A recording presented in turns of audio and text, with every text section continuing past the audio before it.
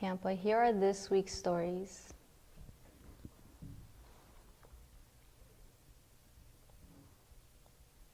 Richard Slayman, a 60-year-old man born in Boston, was the first man to receive a genetically modified pig kidney transplant. He died nearly 2 months after the operation. Hospital workers say there was no indication that the kidney was the cause of death. While doctors are saddened by his death brings about new hope in the world of medicine, and he will forever be remembered in our hearts. Extreme storms have hit Texas and Louisiana. At least 4 people have been pronounced dead and 900,000 people have lost power. There were extreme winds that have reached 86 miles per hour, taking down trees and electrical poles. This storm was so vicious many flights had to be landed. One of America's biggest television shows, Young Sheldon, is finally coming to a close. On May 16th, the series finale of Young Sheldon will be aired, with it being a 2-part finale.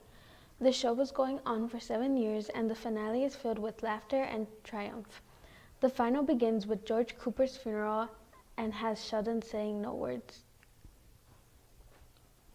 A semi-truck going up in flames has caused 469 northbound on the northeast side to come to a standstill. Indiana State Police said that the truck fire occurred at the 38.5-mile marker, which is located near 56th Street. Delays and backups are affecting both south and northbound lanes. Traffic has begun moving past the crash scene in the far left lane, and the express lane is not blocked by the truck crash cleanup. After decades of decline, Detroit has finally seen a growth in their population. Detroit, once known as the myrtle capital of the world, Detroit has been known as a poor city. Only recently have communities been trying to restore the community to its former glory. Detroit gained 1,800 residents in 2022, making it the 26th most populous city in the United States. Detroit also saw the largest growth in population in Michigan. Valparaiso police have an understanding that people want to protect children from predators, but the department warns that the increasing efforts of vigilante groups are putting those individuals and the general public at risk. Each of the Valparaiso arrests in question, which amount to at least 5 or more. The group that has been doing it wraps up everything by saying anyone 18 or older, despite their background, should know when they are having inappropriate contact with a possible minor and arranging to meet up. The United States finally completed the temporary pier that will now make it possible to deliver the desperately needed supplies to Gaza. The floating dock is part of a makeshift effort to stave off a possible famine after the Israeli military assault that shut off a number of crossings that are important for supplies of food, fuel, and other aid. 8 trucks just recently began crossing the bridge. The pier was put together in Ashhud first before being placed in Gaza.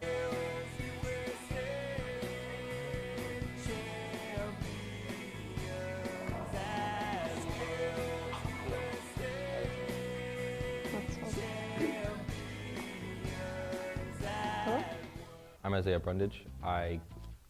You didn't ask for this, but I go to Munster High School, and I'm in 11th grade, or I'm a junior, and then I'm in culinary. My name is Ava Ray-Isis. I'm in the cosmetology program, and I go to Haas as a senior. My name is Mia Polito. I go to Hammond Academy of Science and Technology. I'm currently in the construction trade program at Area Career Center. I feel it right in this I currently competed in commercial TPO roofing for Skills USA.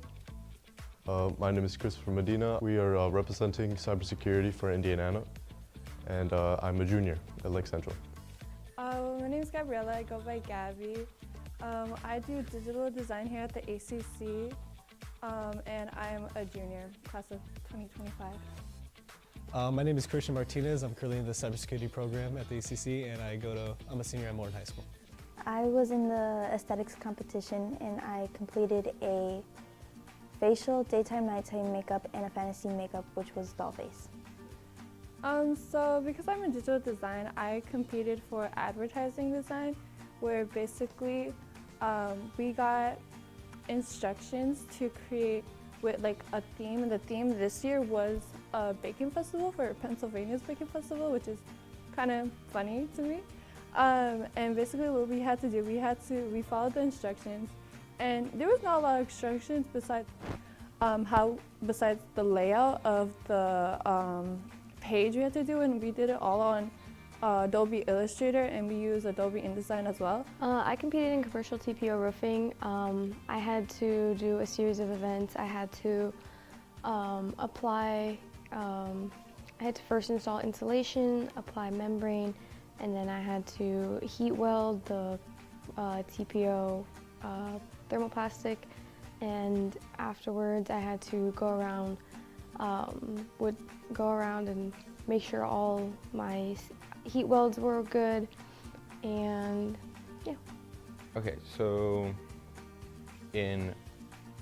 under culinary, there's a couple different things that you can do at skills, whether that be actually cooking, or the culinary aspect, or baking and pastry, and there's also restaurant services. I chose restaurant services, and that includes, specifically for the competition, I had to make a Caesar salad, kind of explain what I'm doing to the people I'm making it in front of. And then second part, I had to make 8 napkin folds, which was pretty easy, pretty simple. And then the last thing was to actually serve a table. So that includes taking out menus for them, sitting them down, getting their drinks, getting appetizers, stuff like that. And then there's specifics within that where you have to serve a certain way and just be cordial, communicate with everyone, make sure everyone's having a nice dinner, stuff like that. Our competition was cybersecurity. It was mostly knowledge-based, so it was a lot of writing, just about like best business practices in an event like a phishing scam or how to encrypt something. Basically just following protocols and guidelines. I was too surprised, but we did, I was a little surprised, but we did get first place. I was mostly expecting my other teammates to make it, but well, I was happy about it, most of them. Funny enough, I actually wasn't there. I wasn't able to be there. But it was very unexpected when I found out. I was at home getting ready for prom, actually, and my friend Mike, who also competed, called me up. It was pretty surprising. I wasn't expecting it. Everyone was like, oh my God. I was like, oh my God. I really wasn't expecting it. It took a long time to get to our program on the winners, the top 3. It took a while, so I wasn't really expecting on getting anything, especially since it goes from like 3rd to 2nd to 1st.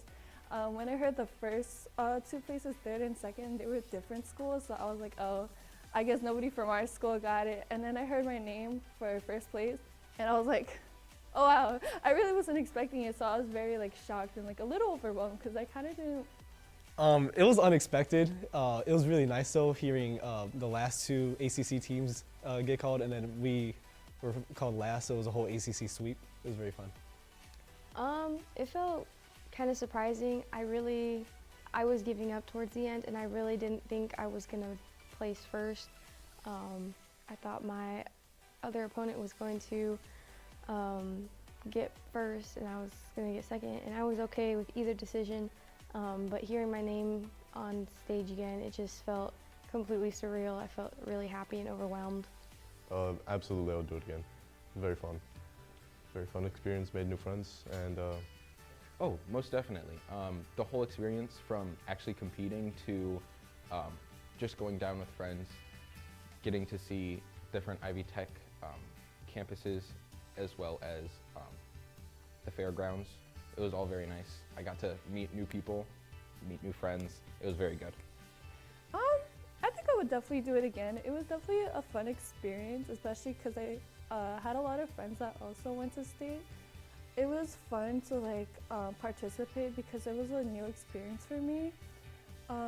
I've always liked like designing things, so it was fun to do that part of the contest, but it was also just really interesting to see everybody else there and what everybody else was competing for, so I think I'd definitely do it. If it was my 2nd year, yes, I would do it again. I think it helped me gain more confidence. This was my 2nd time doing it. I'm going to Atlanta, Georgia, to represent The state of Indiana in the Skills USA Championship. I'm a Skills USA champion. Yay!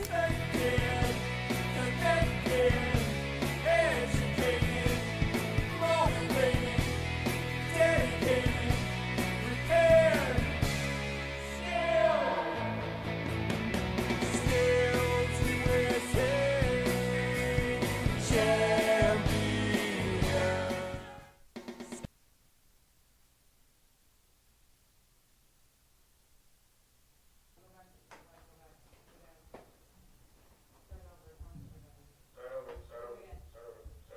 Welcome back to ACC Student News. I'm Michelle, and here are the rest of this week's stories. Largest solar flare in the past several years explodes from the sun. This week has seen an explosion of massive solar flares, including what the Space Weather Prediction Center at NOAA estimates is the greatest solar flare of the current 11-year solar cycle, resulting in the solar flare exploding from the sun. Target is pulling back on its Pride merchandise this June after receiving massive backlash last year. Target, a company known for their very large Pride collection, has received lots of backlash about its LGBTQ+ items in the past, with people saying that the racks are placed too close to the children's section. Customers started boycotting the retail giant, which caused a lot of loss on its quarterly report. Now they are only selling their Pride items in select stores and will no longer sell clothing in children's sizes. Customers reported feeling alienated and disappointed in Target's decision. Chicago police cleared out a pro-Palestinian emancipament at DePaul University Lincoln Park Quad. Hundreds of demonstrators rallied and marched through the street calling for the school to divest. To divest. Police said that. What the heck is going on? Chief of police said that everyone inside the emancipation voluntarily left and there was confirmation or resistance. According to the depot resident, during the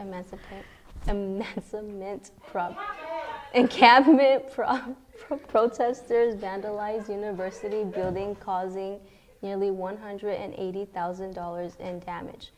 The city used trucks to move trash and crews set fences to block anyone the quad. DePaul was one of the last remaining anti-war emancipants in the Chicago area. 2 people were arrested for obstructing traffic. 21 crew members still remain on the Baltimore ship 7 weeks after the bridge collapse. The 948-foot container ship. The crew is made of Indian and Sri Lankan men who have spent the last 49 days confined in an entangled mess. They have had visits from unions and religious groups and investigators who seized their phones. They have also received care packages. One of these packages came from a stranger in Minnesota, and it had candy, socks, puzzles, and many other things. The ship is scheduled to be set free during the high tide. A restaurant pioneer is considering filing from bankruptcy protection. In 2020, the union became the key shareholder of the chain. He was also a longtime supplier for the chain. Since then, it has cycled through 4 CEOs. The all-you-can-eat shrimp deal that slowed down table service and cut the longtime suppliers. The chain's endless shrimp became more popular than expected, leading into an $11 million loss in the third quarter. The union group said in November that the chain was headed toward a $20 million loss for 2023. That's all we have for this week's. I am Michelle. And I'm Noemi. Be sure to subscribe to our YouTube channel at ACC TV Hammond.